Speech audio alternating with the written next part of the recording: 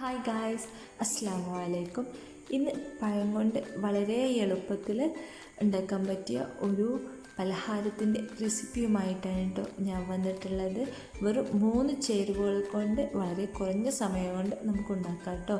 അപ്പോൾ നമ്മുടെ വീഡിയോ ഇഷ്ടമായാൽ ലൈക്ക് ചെയ്യാനും നമ്മുടെ ഈ ചാനൽ സബ്സ്ക്രൈബ് ചെയ്യാനും മറക്കല്ലേ.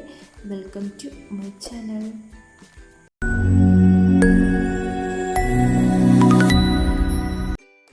ഞാനിവിടെ 3 മീഡിയം പഴുപ്പുള്ള നേന്ത്രപ്പഴമാണ് എടുത്തിട്ടുള്ളത്. നിങ്ങൾക്ക് കൂടുതൽ വേണമെന്നുണ്ടെങ്കിൽ പഴം കൂടുതലെടുക്കാം. അത് ഞാനിതാ ചെറുതാക്കി കട്ട് ചെയ്തിട്ടുണ്ട്. ഇനി നമുക്ക് ഇതൊരു പാനിൽ ഒന്ന് ഫ്രൈ ചെയ്തെടുക്കാം കേട്ടോ. ഇനി ചൂടായ പാനിലേക്ക് നമുക്ക് ആവശ്യത്തിനുള്ള എണ്ണ ഒഴിച്ച് കൊടുക്കാം. ഷാലോ ഫ്രൈ ആണ് ഞാനിവിടെ ചെയ്യുന്നത്.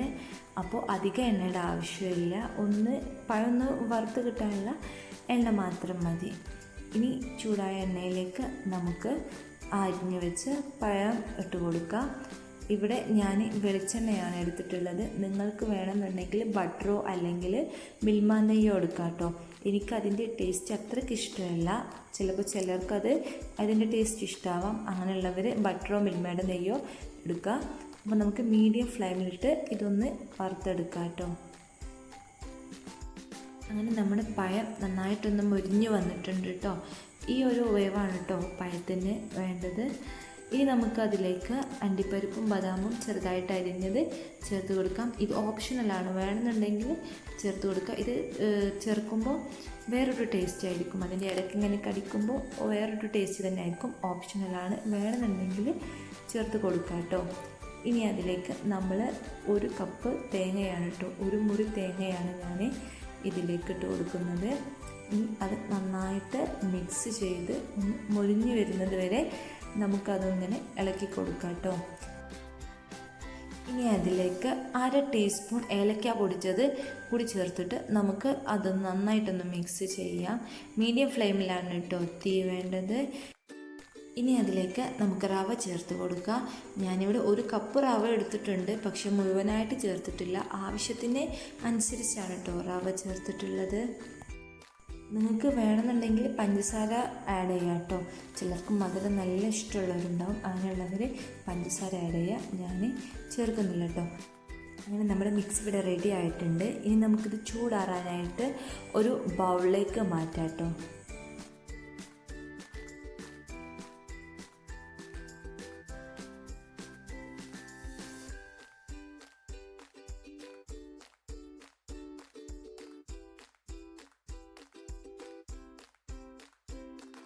അങ്ങനെ ഇതൊന്ന് ചൂടാറി വന്നിട്ടുണ്ട്. ഇനി നമുക്കത് ഓരോ ഉരുളയാക്കി മാറ്റാം കേട്ടോ. അപ്പോൾ നമുക്കതൊന്ന് കുറച്ചെടുത്തതിന് ശേഷം ഇതുപോലെ ഓരോ ഉരുളകളാക്കി മാറ്റുക. വിരുന്നാരൊക്കെ വരുമ്പോൾ എൻ്റെ വീട്ടിലധികവും പഴം മാവിൽ മുക്കി പൊരിക്കലാണ് കേട്ടോ പതിവ്. അപ്പോൾ നമുക്കൊരു വെറൈറ്റി ട്രൈ ചെയ്യാമെന്ന് കരുതിയിട്ടാണ് ഞാൻ ഇങ്ങനത്തെ ഒരു റെസിപ്പി ഉണ്ടാക്കിയപ്പോൾ എനിക്ക് നല്ല ഇഷ്ടമായി. അപ്പോൾ നിങ്ങളോട് ഒന്ന് ഷെയർ ചെയ്യാമെന്ന് വിചാരിച്ചു. അപ്പം നമ്മുടെ ഷേപ്പ് ഇതാണ് കേട്ടോ, ഒരു റൗണ്ട് ഷേപ്പ്, ബോൾ ഷേപ്പാണ്. ഇനി ഞാൻ അവിടെ ഒരു ബദാം ഒന്ന് പറ്റിച്ച് വെക്കുന്നുണ്ട്. ഒരു കാണാനൊരു ഭംഗിക്ക് വേണ്ടിയാണ് കേട്ടോ ഞാനവിടെ ബദാം വെച്ചത്. ബദാമിന് പകരം നമുക്ക് അണ്ടിപ്പരിപ്പോ ഇനി ഒന്നും വെച്ചില്ലെങ്കിലും കുഴപ്പമില്ല കേട്ടോ. അങ്ങനെ ഈ ഒരു ഷേപ്പാണ് കേട്ടോ വേണ്ടത്. അപ്പോൾ നമ്മൾ എല്ലാതും ഇതുപോലെ ഉരുളയാക്കിയിട്ടുണ്ട്, ഒരു ബോൾ പോലെ ആക്കിയിട്ടുണ്ട്. ഇനി നമുക്ക് ഇത് ഫ്രൈ ചെയ്തെടുക്കാം കേട്ടോ. ഇത് ഫ്രൈ ചെയ്യാതെയും കഴിക്കാം, ഫ്രൈ ചെയ്തും കഴിക്കാം കേട്ടോ. അപ്പോൾ ഞാനിതിൽ പകുതി ഫ്രൈ ചെയ്തെടുക്കുന്നുണ്ട്, പകുതി ഫ്രൈ ചെയ്യാതെ എടുക്കുന്നത്.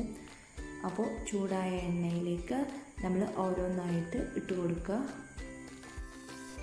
ഈ ഒരു മീഡിയം ഫ്ലെയിമിലാണ് കേട്ടോ വേണ്ടത്. ഹൈ ഫ്ലെയിം ആയാൽ അതിൻ്റെ മുകളിൽ റവൊക്കെ പെട്ടെന്ന് കരിഞ്ഞു പോകാൻ ചാൻസ് ഉണ്ട്.